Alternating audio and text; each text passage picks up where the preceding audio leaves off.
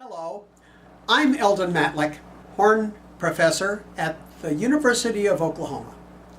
This is a clinic over Pottag Etude number 66 from his Preparatory Melodies for solo work.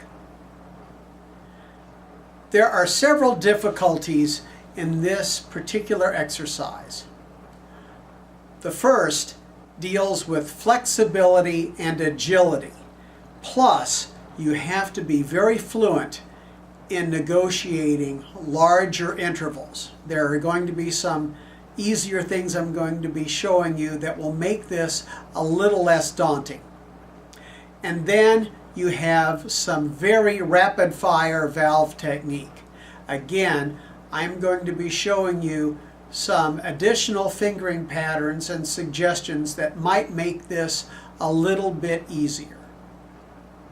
Let's start off. First, make sure that you're playing this particular etude at a sufficiently slow tempo. Play no faster than what you can control and be able to play this perfectly from the start. Use a metronome. Always use a metronome. So important to gain control. Set the triplet subdivision to the large beat. Something like this. And there we have, we're roughly right now about dotted quarter is equal to 60. If this is too fast, take it as slow as you need to. But notice that the triplet subdivision is going to be so important, especially when we get to the running 16th notes. You're going to rely more on the B-flat side of the instrument to allow for a faster and cleaner response and easier fingering patterns. In addition to what I just said, I'm going to be showing you some alternate fingers or alternative finger systems that will make this even jump out of the horn more effortlessly. When you practice technical passages with a metronome, practice first by just fingering. Getting rhythm in your fingers is so important. Make that feel like a machine. Once you have the precise finger rhythm, then it's easy to start playing your instrument normally and let your fingers lead the technique.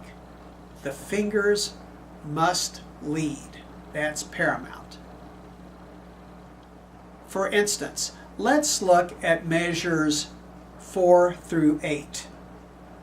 We're going to even slow this down a little bit more. Before we start with this, I do want to say one thing.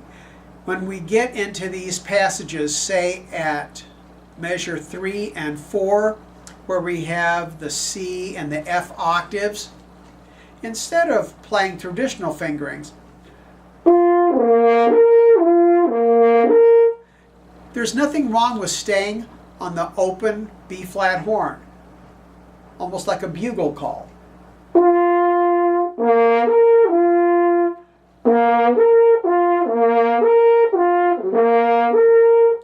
And then finally, we're in at a fingering pattern. Now, on measure 4, when I have the fast note groups on beat 3, I like using trigger 3 for my Ds.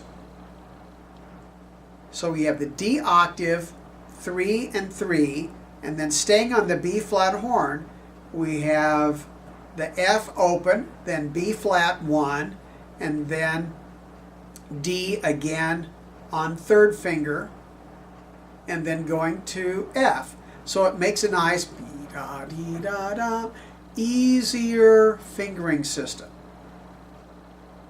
So until right there, and then we move on into measure 5, I always feel that instead of playing the almost like a lip trill, quick quiver, on the F to the G to the F. Sometimes a change of finger might actually work better. So I would recommend that upper G, play it on first finger.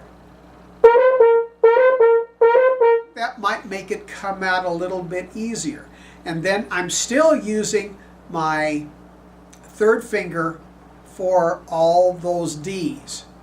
Then as I progress to the last part of measure 5, where we have the pickup F to the third beat, staying on the B flat horn, we have F, D third, B flat, staying on the B flat horn, and then returning to third valve on the D, open on the F, first finger on the B flat, and then if you want to, you can return to the normal fingering 1 and 2 on the D. So, starting at fourth real slow.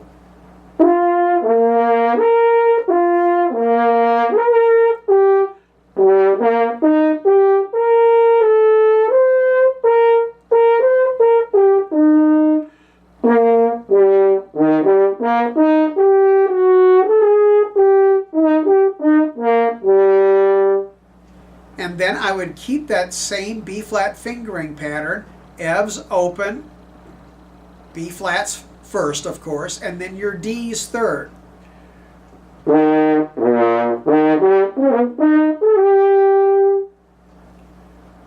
It makes it so much easier on the fingers. You're not using nearly as many fingers.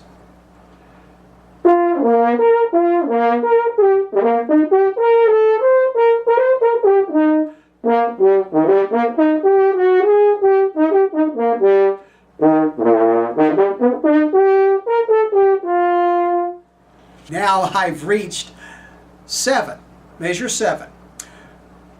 I would use the open A up on top instead of 1 and 2.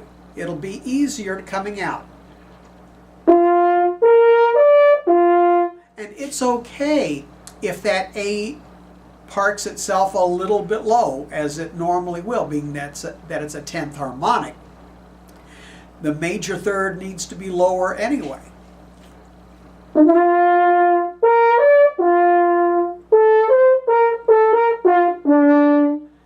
Notice on the A, I like to use that third finger A. C, A, F. Not only is the response better, but that third finger is going to be a little low on that A, provided how you tune your horn. If you use the same tuning system that I recommend, that's naturally going to be a little low. I pull my third finger out just a little bit more to slightly lower it. And so that gives me a great opportunity to play an in-tune A with that lowered third. After you get through this passage at 8, the rest of it is not nearly as technical. Now, let's look at some other issues. On the second page, or on measure 12, some people have difficulty negotiating the arpeggio the way it's written.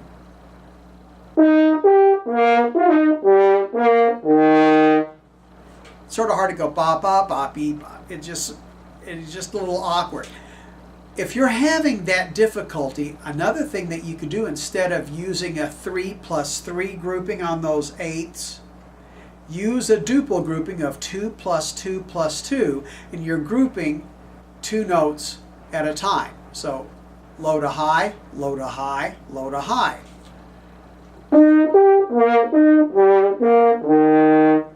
Even though I'm regrouping, it will sound the same like a normal triplet once I get into it.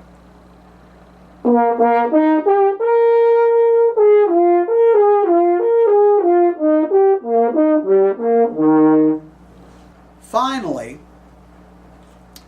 on the last line, measures 15 through 16, going going to those low notes on the second measure, the F to the E to the F.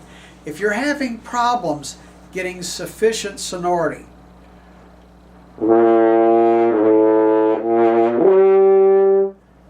if it's a little stuffy, there's nothing wrong by playing B flat horn. On the F was just the trigger and the E is second finger.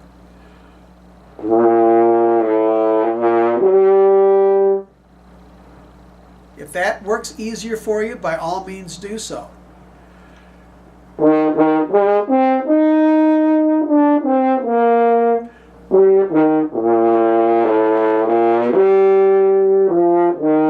Now that was the traditional fingering on the F. Now, here it is again when I go to the B flat.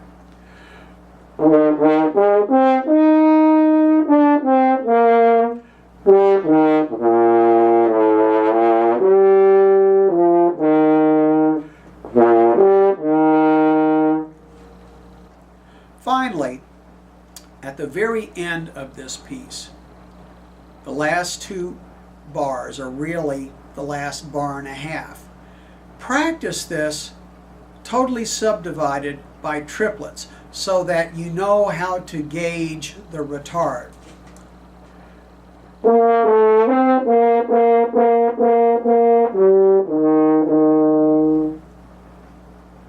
So that when you play it normally, you'll have that subdivision.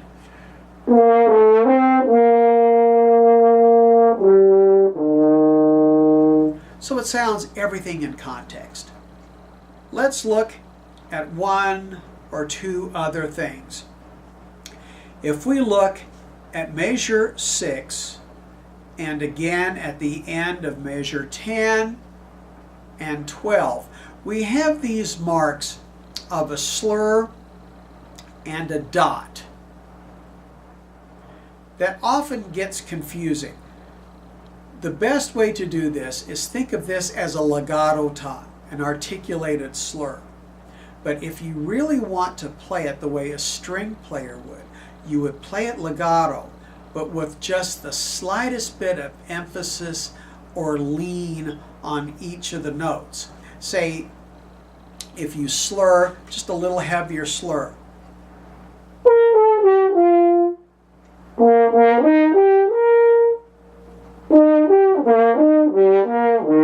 Just like a little lean, but then now put the tongue with it.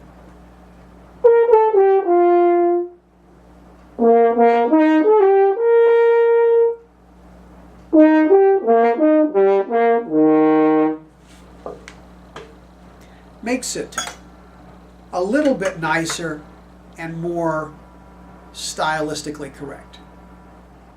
I feel the optimum tempo on this particular exercise is around 74 to 78.